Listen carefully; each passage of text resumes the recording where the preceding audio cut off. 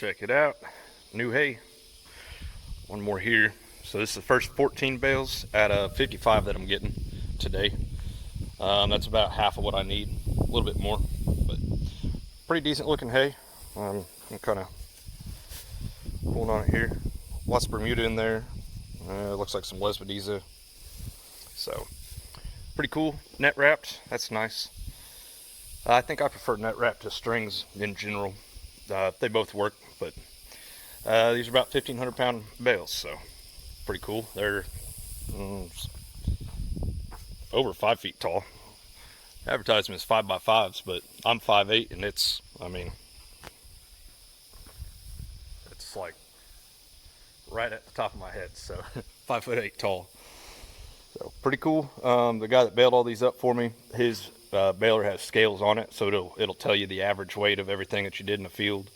And so these all average right around 1,500 pounds, according to his baler. It's one of those Vermeer balers. They're pretty cool. So anyway, I've got some guys hauling it for me, so that's nice. I don't have to do that today, and it's affordable enough that it just makes sense. Pencils to hire them to haul it, and yeah, so they'll be back with the second load of 14 more of them here in just a little bit. And I think he said it would take a total of 8 loads. So 8 trailers, that is. So yeah, that makes sense. So alrighty, wait for them to get here for the next batch.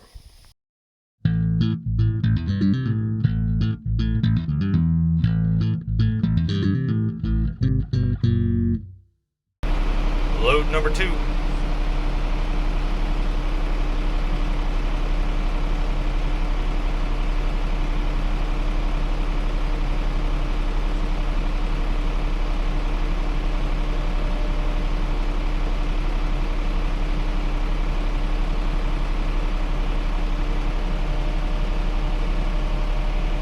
Alright, so I'm trying to triple stack these just to make the most use out of my hay barn here. You can see the top of that one's kind of messed up. I actually hit it on the top of the barn.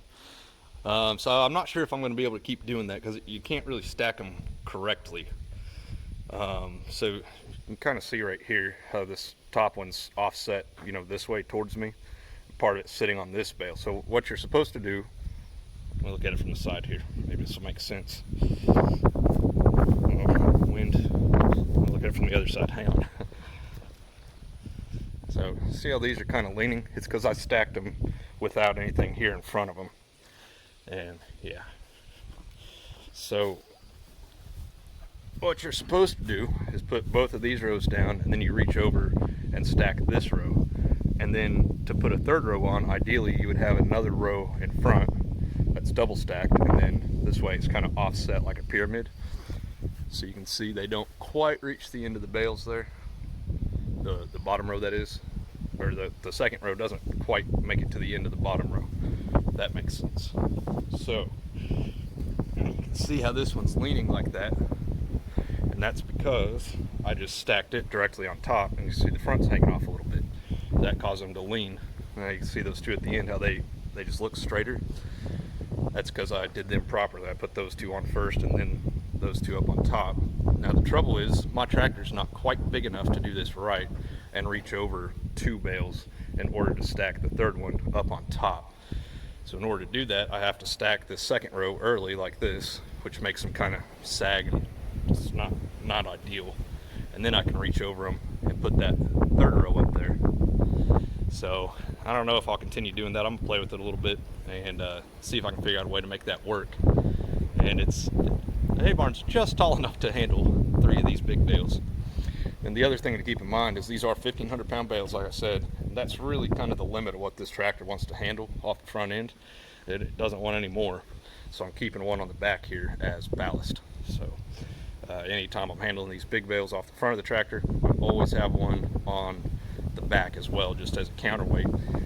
My neighbors that I bought this from had to put brand new tires on this tractor. They had a big round bale up on the front of it, driving across a pasture, and they hit a bump or something, and it kind of shock loaded the tires, if you will, and blew both the front tires out. So we don't want to do that. So I always keep ballast to go real slow, and I try not to carry them very far. So all we're doing is stacking them here. The other thing about stacking them in 3 rows like that you got to keep in mind is as you go to unstack them, when you get to the point that you need to unstack or grab one off the top row, you would better have one on the ground, like this, that you can grab on the back side of the tractor, because I don't trust it to pick it up that high without some ballast on the back of it.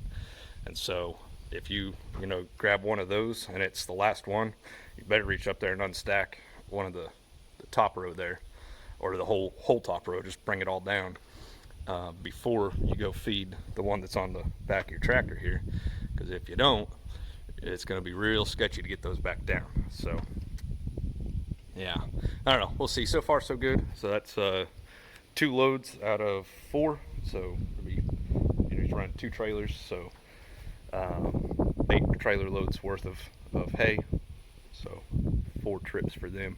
It's taken them a little while, a little longer than I'd hoped.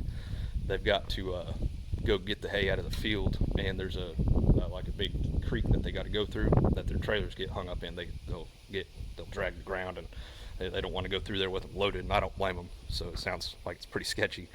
That means though that they have to carry the hay to the trailers about 1/8 of a mile, he said, on the tractor, which means, just like this one, 2 at a time, driving through that creek and through pasture. It's bumpy, and they got to go slow, well, about 1/8 of a mile, and they can only take, I'm assuming, two bales at a time. So that's kind of unfortunate. So it takes them an hour and a half to get back with the next load, even though it's only about 15 miles away. So alrighty, wait here, and they'll be back here in a little bit with the next one. Alright, there's a 3rd load stacked up. I did go ahead and keep triple stacking. I can only do these 3 rows, and then there'll be one up above this one, so 4 rows, and then it's just too close to that I-beam. I could probably stuff one in there, but I'm not that worried about it. It's kind of a pain anyway. I figured out though that I can leave one kind of offset, so if these bottom rows are kind of staggered back and forth, and I didn't do that over here, but it still sat pretty good. And then I can go in here and get that 3rd row set up there, and it's working pretty good. So I'm gonna keep running with it. Like I said, we'll end up with 4 after I get this one double stacked, and yeah, so alrighty, one more load to go. So another this will only be 13 bales, so very cool.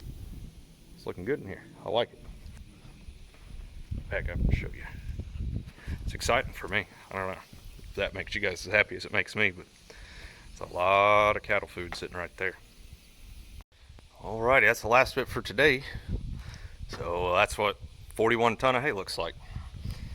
I need about twice that much. You can see the hay barn's not even half full because I was able to triple stack those up there.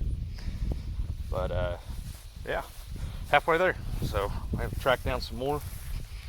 But looks good to have hay stacked up in here again. It's been nice to have the workshop space in here, but this is what this barn's for though. It's not for storing cool band saws and mineral and oil and all that crap. It just happens to be the only place I have right now. That'll be remedied soon enough. So hey, that's what that's for. And if I didn't have all this crap in here, I could have got another row along the side there, and some more back there. There's a pocket back there with a bunch of stuff in it. So I need a better place to park all my stuff so I can fit more hay in here. But yeah, make it work for now. Alrighty, halfway there.